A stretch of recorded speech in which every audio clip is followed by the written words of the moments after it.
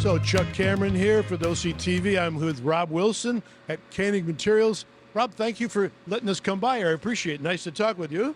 Thanks for being here today. We're excited to have everyone. I know this facility is not new to the Oxford community, but a couple years ago we purchased the facility and we've been going through a massive expansion, and we're kind of excited to show the community what we've been doing here for the last couple of years. Well, this is something that we do at some of our other locations, and we consider ourselves a member of any community that we go into, and so there's always kind of this mystery of what's going on behind the berms. So we like to invite once a year everybody to come in and see what we're doing, see how the plants run, and a lot of people like looking at heavy equipment and all that. So we just like to take a day and invite the community in to see what we're all about.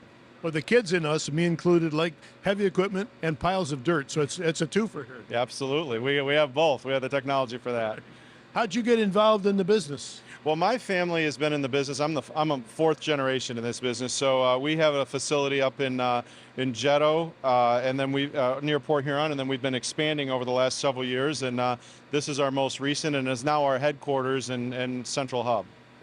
Now, Koenig was a coal company and oil decades ago, because my grandpa used to tell me about that. Yep. Are you part of that same hierarchy? That's not my family, but the Fredericks family sold this facility to us in 2022, and so they had previously sold Koenig Fuel and Supply, and then Koenig Sand and Gravel was the last piece of the puzzle. And you might see Peter Fredericks roaming around here today. He still helps us out from time to time. So what should the community know about what goes on here? Well, we extract the minerals here, just like a lot. We're an open surface mine, so we're not doing anything underground. We extract the sand and gravel and put it through a processing plant. It could be with an excavator, it could be with a front end loader. We put it through our wash plant, which makes sand for concrete. There's pea stone, there's septic stone, and then the larger stone goes on to a crushing plant, which crushes it into a variety of different products that's typically used in asphalt, hot mix asphalt, but also like some 21AA gravel mix and so on and so forth. Okay, so then you're telling me you can dig up sand, pea gravel, regular gravel, and stone that you crush all from the same holes? Well, I don't want to call it a science, but it's a blend of what is in front of us. So we use some of the borings to develop a mine plan, and we're in the throes of that right now as we get this. Again, it's not a new deposit, but we're reopening it and opening areas that haven't been mined in several years, and you find the coarse gravel, which has some of the pea stone, and then the finer sand, so then we have a ratio of blending them, maybe 1-to-1 or 2-to-1, whatever the case may be. Now, I see a lake over here. Is that something that eventually the holes that you guys dig will leave in the future sometime? I would think so, but that'll all be part of that mine plan process. So we'll look at the depth of the aggregate and what will be the best for the property and all that other stuff. So there'll be a lot of factors. Reclamation plan will come into play. So, we like to leave things better than we found it. So we'll consider all that, but I would say for sure at some point there'll be some additional lakes around here. Good. Rumor has it that the glaciers we can thank for depositing a whole lot of this gravel. How does that all happen?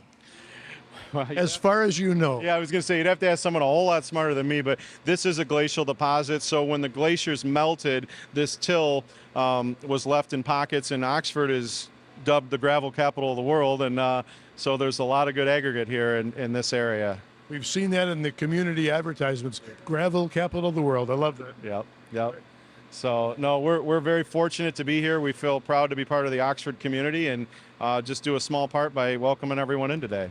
So we thank you for your time. We hope it's a great event for you today. I appreciate you taking a minute. No, thanks.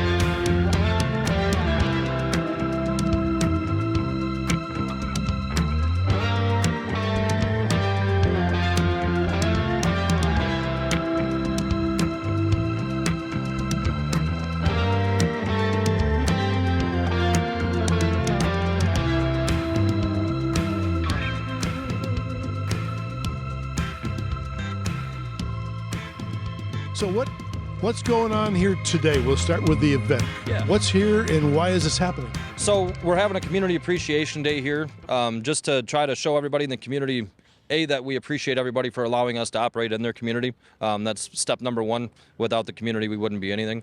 So we want to give a little back to them. And secondly, have them come in. This is a brand new facility for us. So we wanted to have them come in and show them what we're doing here. And I guess we can go into a little bit about what we do. We just put in a brand new wash plant. You can see some of the piles behind us here of that's all washed sand. So the washed sand goes into everything from the concrete we're standing on, the building that's behind us, schools, hospitals, roadways, bridges. Nothing can happen without aggregates. So then you're digging holes, Yep. digging out the gravel and the grit and the grunge Yep. that won't grow flowers in my lawn. Absolutely. And then you do a lot of things with it. And Yep. one of those things is you end up with sand. Is that correct? Absolutely. So we'll split it up between sand and stone. The sand all comes to this side and gets kind of sorted and separated into different stuff. So we have 2&S concrete sand, we have mason sand for block and brick layers, and then we have class 2 sand for road underbuild for base layers for road building.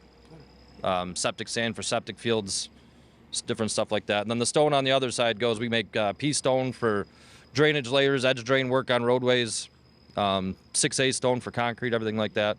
So we make an abundance of stuff.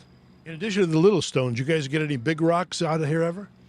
We come across our fair share of rocks, larger ones. Our jaw crusher can crush down a pretty decent sized rock. I don't know, ours can crush down 24, 36-inch stone.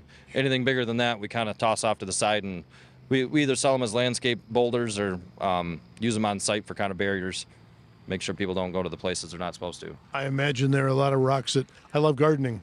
Imagine there are a lot of rocks that come out of the holes here that I would go, ooh, I really like that. Yeah. No, there is. There's a lot of stone, and it's interesting when you go back there. You can see the difference between the sand and the stone and everything like that. So it's pretty interesting. Pretty interesting. So what's your part in all this? Just to make sure the operations run smoothly every day, and we put the sand on the ground and make sure everything happens the way it should and everybody's safe. And So I would imagine with all this heavy equipment, safety's got to be a pretty big deal for you guys. Is that right? absolutely, number one. It's always number one. So how do you maintain safety with a lot of big stuff, a lot of big weight of stuff? How do you maintain a safe record? We all have two-way radios as well as CB radios, and we communicate with talking on the radios all day long and making sure you're not going in front of somebody with heavy equipment. And truckers have CB radios, so they're communicating with the loaders and keeping everybody out of harm's way. So if a truck comes in here, what's the process? Which of you is best on that? So I'll handle that. So we put a brand new scale in over here. It'd be to my right, your guys' left. They'll come in off Lakeville Road. This is a two-way scale, so they can come inbound and hit this traffic light here. As soon as they get on the scale, they're talking with the CB to our scale office inside. They'll tell them what customer they're picking up for. Yep, right in the small part of the building there.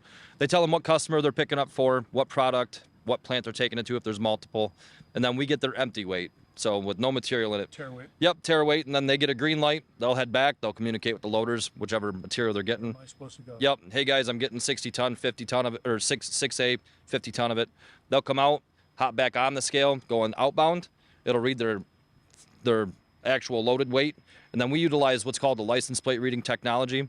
So once we check them in, it'll read their license plate, automatically print them out, and then if they come back again the same day for the same product, they'll hit this little cement pad next to it. It's a fast pass, reads their license plate, gives them the green light, checks them in. Anything else you want to tell the community before we get out of here and let you get back to work? No, I just think these community days are great for them to see what we do and how it all happens. So I appreciate coming out. We appreciate the time. Anything else from you? All set. Just want to thank everybody for letting us do business here, and we appreciate it all. Thank you. Well, we're going to go play in the dirt. Thank you. Stay tuned.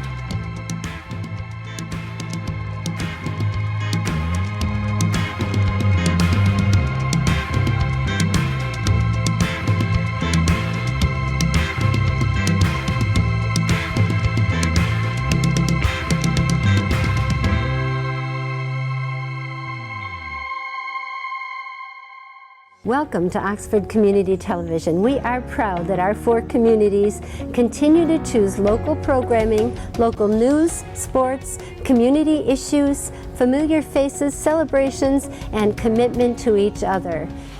Welcome to Oxford Community Television.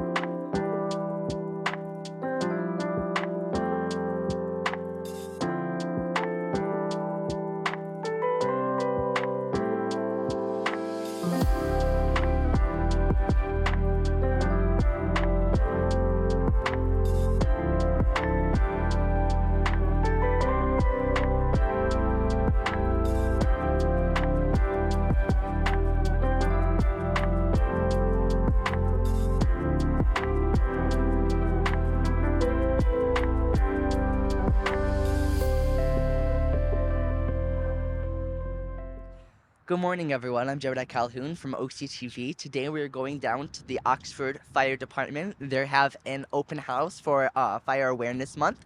We're going to go down there. They have a whole bunch of events for us to do, and we're going to talk to a few people and see what we can learn.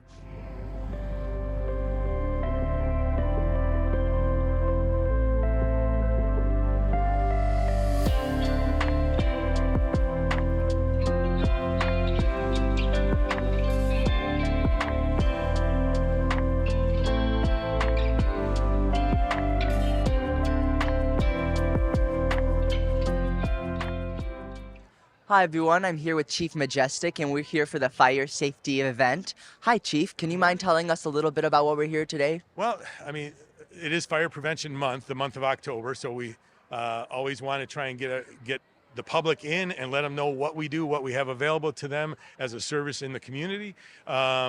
Besides what we do, obviously, when people know when they call 911, we're going to show up. Fires, medical emergencies, hazardous material stuff, technical rescue, stuff like that.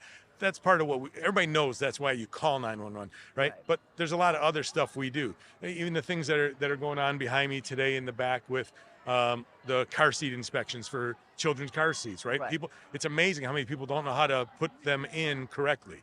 Then we have our smoke detector program and our carbon monoxide detectors that we install free to all residents. All you got to do is call us, and we'll come and install them in your house free of charge.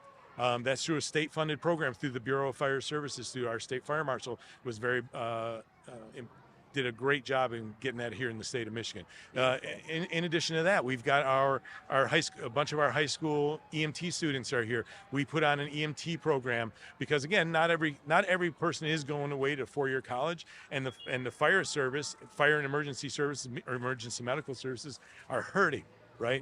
Worse than we've ever seen. Police as well, police and sheriff, but that's not our purview, right? But so one of the things we've done is we've partnered with Oxford Community Schools. We have an EMT program so that when during their senior year, high school seniors can come here first 2 hours of the day. They learn emergency medical technician, which is a state licensed class, and upon graduation, they can have their EMT license. Then we can then work with them if they're interested in getting into the fire service. Then we can work with them to get them into the fire academy. All of our residents here, Oxford residents, Oxford Community School students, how's that? That we do that with. And then some of them will go on to paramedic. A bunch of our students actually, though, are interested in other healthcare fields. Maybe they want to go to nursing school or physical therapy, respiratory therapy, things of that nature. So they're in that class as well. And then there's just some kids who they want to get that expanded knowledge, right? And so they may not even do that coming out of high school. But what this program does is it does give them the opportunity to get something that would cost you, a couple $1,000s out of pocket to go to like OCC or Baker or to one of these other, or McConnell Community College or Schoolcraft, right? To get that education, and that you're getting it here during your senior year. And that's been wonderful so far. And like I said, that's an invaluable experience. Oh gosh, Yeah. So so those kids are here and they're doing stuff today, taking vital signs for people because that's part of their learning as well. And then they help us with CPR classes as they progress near the end of We still have some of the last year students who still come back and help teach classes with us really? in the free CPR program that we put on. Wow. And just a host of things that Oh, that people sure. don't think about necessarily day to day because it's not an emergency, right? Right. And like I said, I've said this for years that the fire department isn't necessarily just the fire department anymore. It's really emergency services. Right. We get called for everything that isn't police related, right? Yeah. And it's amazing what we get called for. Obviously car accidents, medicals, fires, car fires, technical rescues, hazardous materials, that's all ours, right? Right. And all the other things that people call us for and we go to all the time. Somebody's water pipe is broken, their basement's flooding, they need Right. help, emergency, right? We go and we do it, we'll help them. Right. It's just one of those things that I've always told people, you call us when it's an emergency, but you can call us when it's not. We'll come, we'll still come and help you out. We'll figure it out. Right. And if it's not an emergency, we'll try and help get you on the right path and Send you to someone who yeah, can right. help. Right. But we always want people to just call. Don't hesitate, because that's what we're here for. And we're here for 24/7, 365, right? So, but the open house is just another chance, in my opinion, for people to get a view of the firehouse and see what we're doing. This year, it's still not in service, but our brand new ambulance is here. We're waiting for our state inspection and our radios to finish getting installed, and then hopefully that will be in service within the next week or two. Fingers crossed, but the state can be anywhere from a week to 10 days, 15 days till we can get them out for the inspection. But it's replacing a truck that's got over 160,000 miles on it, wow, right? yeah. So all of our ambulances are at the end of their life. Our fire engines are there. We're trying to work to get them replaced. It's tough with the finances and where we are in the community and where we are financially within our budgets and things of that nature. But it's stuff that has to happen, and we're just trying to do as much as we can and more, right? Not just emergency stuff, because so much is fire prevention too and public education, and that's what we're working towards. For sure. So. And I know that you said the filler boot is for Christmas shopping, right? So Yeah, we do have the fill the boot item here right in the center of the apparatus room. And if anybody wants to make a donation and anybody wants to swing by anytime and drop some money off, because we are going to be coming and doing the Shop with a Firefighter for Christmas. And when we do that, unlike some of the others, we also put together care packages for the families. There's more to it than just some toys, right? We help provide some food. We get them clothes. that's beautiful. And yeah. and it only affects Oxford people that we take care of with that money that we raise. Right. So and that's this is fun. This is stressful to me, right? Yeah. But when we take those kids shopping, it's the best day of my career. Oh, hands down. It's just so much fun, and just to watch those kids who don't have much be able to do stuff, and it's amazing to see them buy stuff for their family members when you just like, wow, Yeah. right? But that's why we collect year round for that, because we kick in money from our internal aspect, non-funded through the, it's not funded through the township, Right. and not through our budget. It's just stuff we do. But anything we can have, get to add to that to make it better for the kids and for the families, it's awesome. Oh, you know. I know. So Yeah. it's beautiful we work. get a great turnout from our people. When we do the Shop with a Firefighter, we usually bring everybody here. We have a dinner, and then the kids get to ride up to Meyer and go shopping, and they usually get anywhere from $100 to $300 of shopping money. And then again, like I said, we give them a care package to take home for their family as well. So. Yeah, it's just it really is beautiful work. Do you guys have any fundraisers to help fund like the new trucks and vehicles and whatnot? No. On that is all done out of budgetary planning and capital improvement planning. That Okay. that's something that I brought in, and myself and Chief Vesper have worked very close on to establish this. Things are different now, right? Yeah. Post-COVID, it's very difficult to get stuff, right? Oh, This yeah. ambulance was over 2.5 years from the time it was ordered till we got it. Wow. Yeah, I Our- remember. Our fire engines that we have on order that we haven't paid for yet, right? It's all in the plan. Is they're 3.5 to 4 years before we get them, right? So you have to plan more.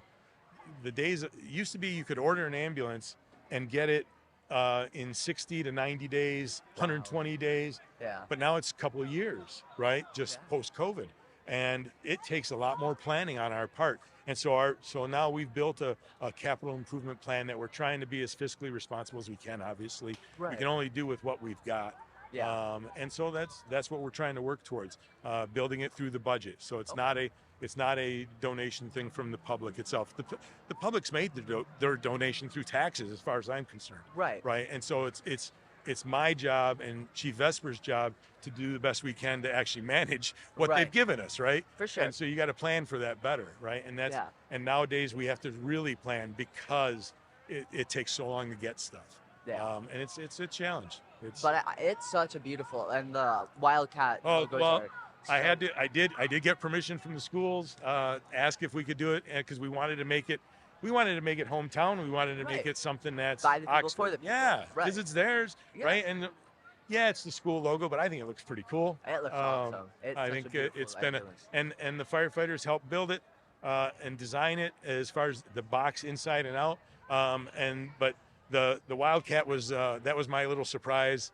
Nobody knew about it till the day it showed up. So Oh, really? so that was kind of cool. Yeah. Yeah, no, it looks amazing, and yeah, it is a bit of a hassle. I remember I'm at the meetings sometimes, so I think I've seen you guys, and I remember, and I know in Addison too, the chief is trying to get some trucks, and it's and, a and huge we try arduous doing that. We start process. Planning. We try and budget, and I know Chief Morawski does the same thing in Addison too. We in our budget process, right? We start setting aside money Yeah, for the trucks out of each year's budget, so that when it comes time to replace a vehicle, it doesn't take such a huge hit. And blow, you've got yeah. some. It's like anything else. You want to buy a car at home, you have to save some save up, money. yeah. It's the same thing for us. The problem is, the first fire engine we looked at ordering was $862,000. Wow. And 10 months later, the same truck was, so it was 682, and then 10 months later it was 865.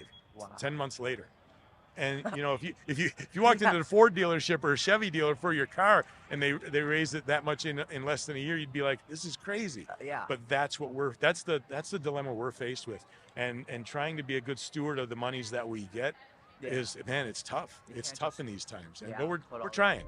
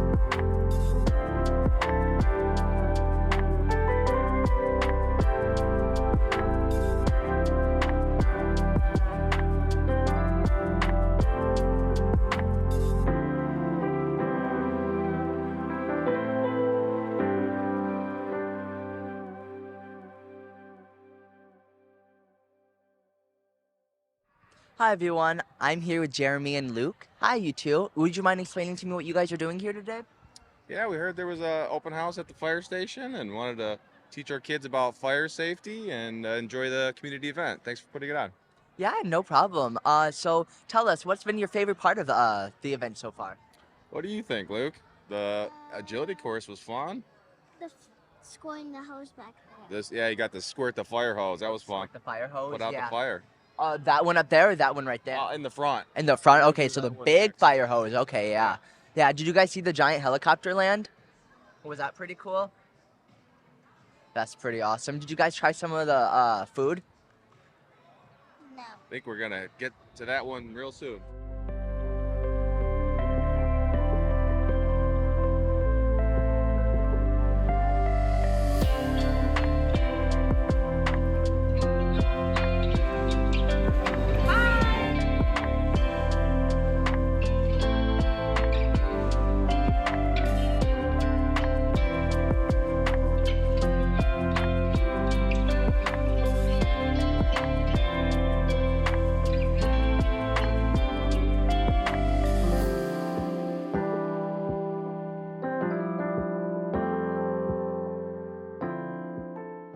Hi everyone, I'm Jebediah Calhoun. I'm here with Keegan, a firefighter and EMT. Hi Keegan, how are you doing today? I'm doing well, thank you. No problem. I'm just wondering if you could tell us a little bit about what we're doing here today.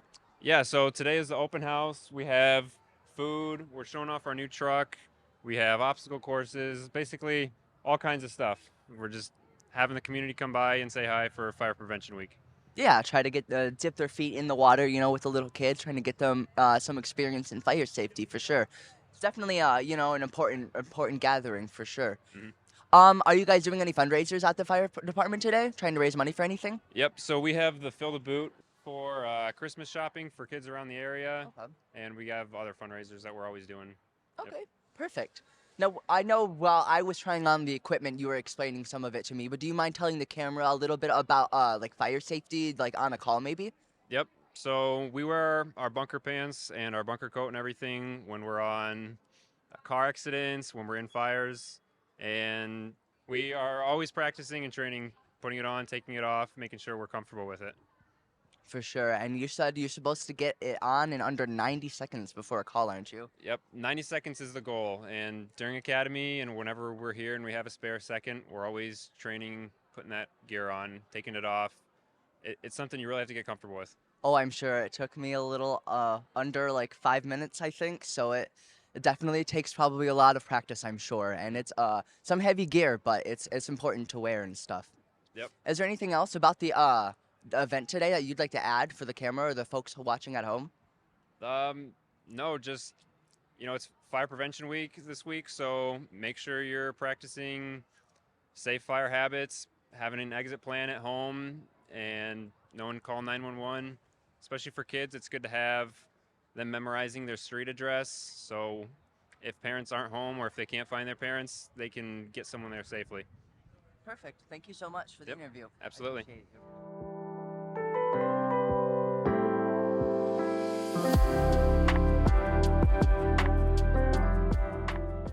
All right, everyone. That was the fire safety event for the fire department in Oxford. We got a lot of good insight into what they were trying to do, get the young kids involved in fire safety, get them to start practicing good practices at a very early age. We got to see the smokehouse, the helicopter. There was the kids' agility course. I got to try on a fire suit, which was pretty wild. There was a lot of really good things to talk about here today. We got to learn about what the fire people do, when they're not on emergencies. They give a lot to their community when they're not doing emergency calls. So if you have any small issue and you don't really know where to go, you can give a call to Oxford Fire Department, and I'm sure if they can't help you, they can send you in the direction of someone who can. And it's nice seeing, how willing they are to help and, serve their community.